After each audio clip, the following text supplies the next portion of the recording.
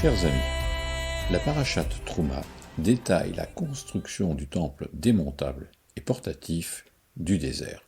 Ce mini-temple, long de 50 mètres et large de 25 mètres, était délimité par des piquets recouverts d'un tissu de lin.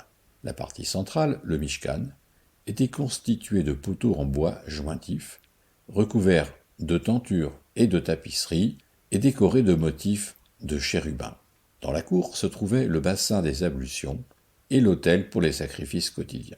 Et dans l'enceinte du Mishkan étaient placés les principaux objets du culte. La menorah, la table des pains de proposition, l'autel pour l'encens et l'arche d'alliance contenant les tables de la loi.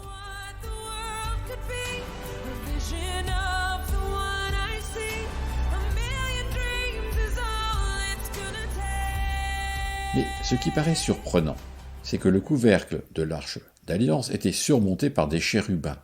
Comment expliquer la présence de chérubins quand on sait que la Torah interdit toute représentation humaine? La Torah nous indique que les deux chérubins, kérouvim en hébreu, étendaient leurs ailes au-dessus du couvercle de l'arche d'alliance.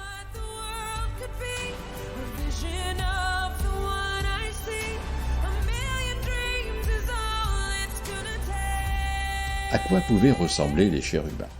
Abaou, dans le Talmud Chagiga 13b, identifie le mot karouv en hébreu à keravia en araméen, qui signifie un enfant. Ce serait un enfant qui posséderait des ailes. On pense à un Cupidon de l'art gréco-romain de l'époque.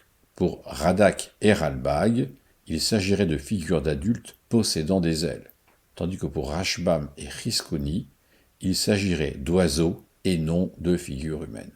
Pour Bechor, il s'agirait d'un bœuf ailé à figure humaine, comme les sculptures monumentales que l'on trouve à Babylone. Pour d'autres, il s'agirait de sphinx, des lions à tête d'homme.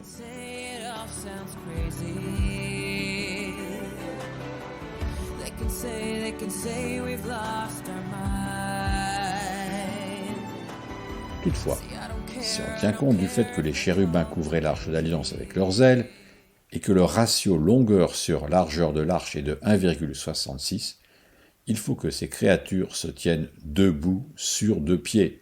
Ce ne sont donc ni des sphinx, ni des griffons ou autres bœufs ailés à quatre pattes, car les ailes de ces animaux ne pourraient pas se déployer sur le couvercle de l'arche. Les chérubins pourraient tout simplement être des êtres humains munis d'ailes. L'archéologie nous apporte des attestations de représentation de chérubins sur des sceaux, notamment à Beth Shemesh, un sceau daté de -900 à -1100, ou encore un sceau cylindre provenant de Tel El Adjoul, dans les environs de Gaza, et datant du début du second millénaire avant l'ère chrétienne.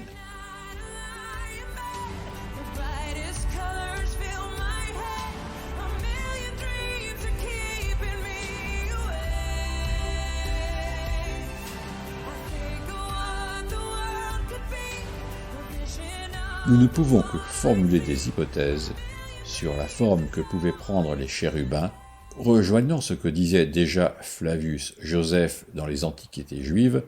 Quant aux chérubins, nul ne peut dire ni même conjecturer quel genre de figure ils présentaient.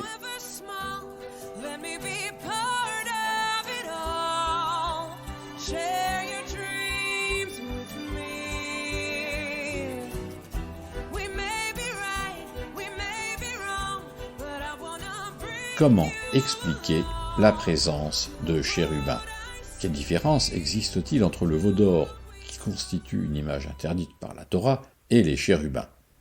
On pourrait considérer que les chérubins ne représentent pas Dieu et qu'ils ne font qu'accompagner la présence de Dieu, dont il est dit à plusieurs reprises dans le Tanakh qu'il, Dieu, siège sur les chérubins, Yoshev Keruvim. Mais peut-être faut-il y voir autre chose. En effet, le couvercle de l'arche d'alliance sur lequel se trouvent les chérubins est non seulement le lieu de la rencontre entre l'humain et le divin, mais il constitue également une frontière séparant les royaumes célestes et terrestres, voir Talmud Souka 4b, 5b.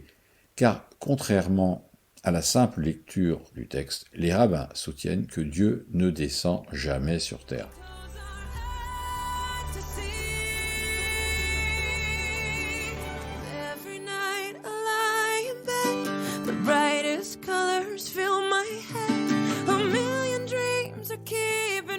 On peut ainsi tracer une analogie entre les chérubins qui protègent l'entrée du jardin d'Éden, d'où Adam et Ève ont été chassés, et les chérubins qui protègent l'accès de l'arche d'alliance.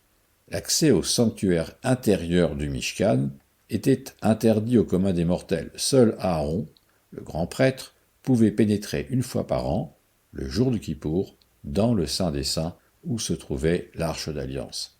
Ainsi, les chérubins sont l'antithèse du veau d'or, lequel est fait de métal fondu et qui n'est pas seulement une représentation d'un dieu ou de Dieu au pluriel, mais un objet sur lequel les Hébreux pouvaient poser le regard. Les chérubins, tout au contraire, sont la présence insaisissable qui marque la limite entre ce qui est vu et ce qui est rarement, voire jamais vu. Shabbat Shalom.